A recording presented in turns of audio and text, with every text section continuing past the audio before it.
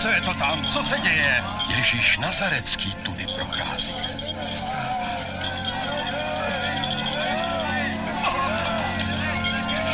Ježíši!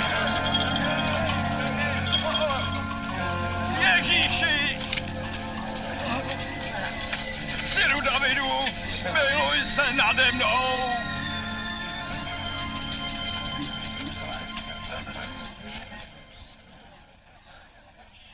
Co pro tebe mám udělat? Pane, ať zasvědím.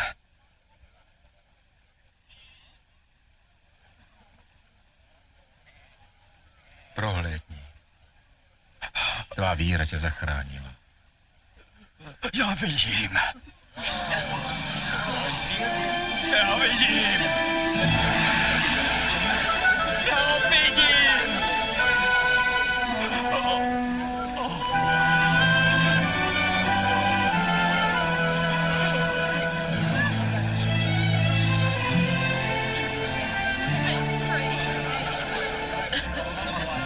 Na cestě do Jeruzaléma potkával Ježíš mnoho zástupů. Lidé ho žádali, aby jim ukázal cestu ke spáse a učil je o Božím království.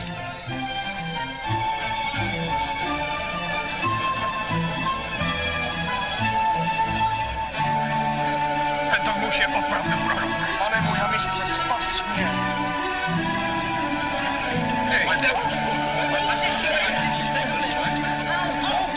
Pane, spas nás! Spas nás! Pane! Ukaž nám pravou cestu. Lidé ho začali přijímat jako pána a mistra. V Jerichu byl jeden vrchní celník jménem Zachéus. Toužil spatřit Ježíše i vylezl na strom, aby viděl přes zástup. Zachaje, pojď rychle dolů. Chci dnes být tvým hostem. U mě? Kdo by u něj chtěl zůstat? Jak to, že se zná s Ježíšem?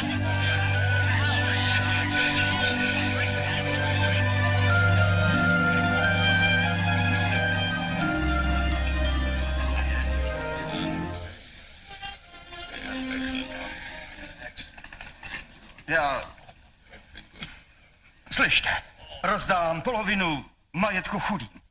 A jestli jsem někdy někoho ošidil, 4násobně mu to vynahradím, ano.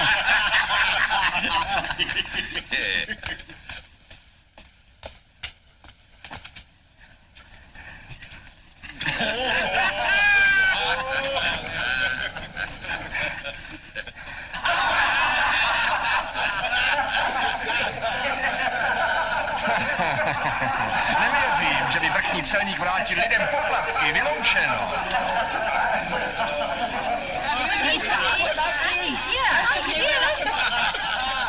Dnes přišlo spasení do tohoto domu. Teď plným právem patří k božímu lidu. Přišel jsem hledat a zachránit právě ty ztracené.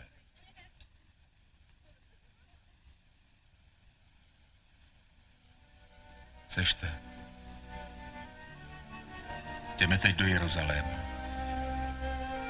A tam se vyplní všechno, co psali proroci o synu člověka.